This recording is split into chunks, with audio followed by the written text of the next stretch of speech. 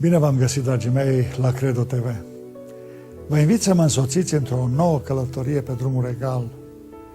Vom vorbi despre dragostea care vine de la Dumnezeu. Dragostea jertfitoare este rodul cel mai gustos al comunionii omului cu Dumnezeu. Din dragostea jertfitoare necondiționată față de Dumnezeu și față de aproapele, se nasc virtuțile caracterului cristic. Din dragostea jertfitoare a lui Dumnezeu pentru oameni s-a născut harul divin, revărsat peste omenire prin moartea și învierea Fiului Său Iisus Hristos. Adevărata fericire nu poate exista fără bucuria dragostei jertfitoare necondiționată. Dragostea pe care Dumnezeu a așezat-o în noi prin Hristos este o dragoste care se jertfește și pentru prieteni și pentru dușmani. Temelia credinței și nădejdii creștine trebuie să fie dragostea jertfitoare necondiționată față de Dumnezeu și față de semenii noștri. Când respingi dragostea jertfitoare ca mod de viață în relația cu Dumnezeu și cu aproapele, respingi de fapt și harul binecuvântărilor divine. Dragostea jertfitoare necondiționată este regina virtuților, dragii mei. Fără ea nu se poate manifesta nicio virtute în viața omului, decât din mândrie.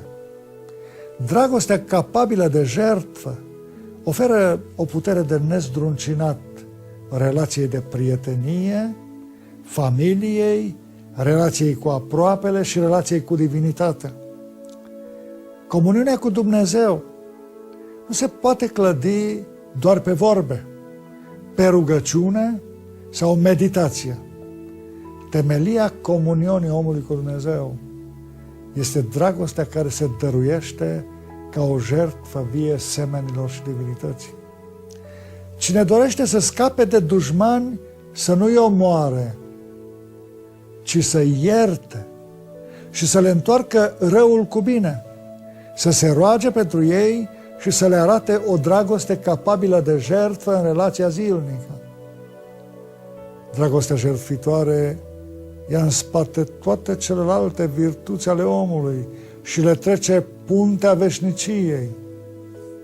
Dragostea ori este jertfitoare și necondiționată, ori nu este.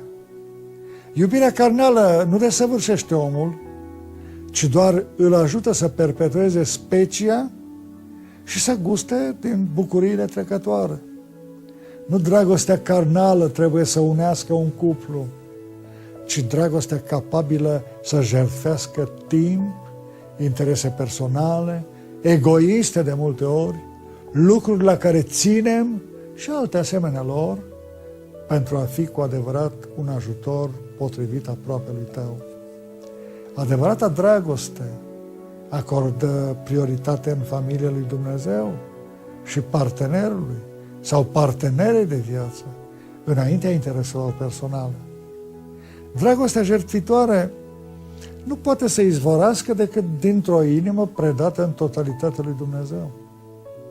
Dragostea jertfitoare este o dragoste duhovnicească pe care suntem capabili să o împărtășim numai dacă îl primim pe Iisus Hristos ca Domn și Mântuitor al vieții noastre și acceptăm călăuzirea Duhului lui Dumnezeu, a Duhului Sfânt.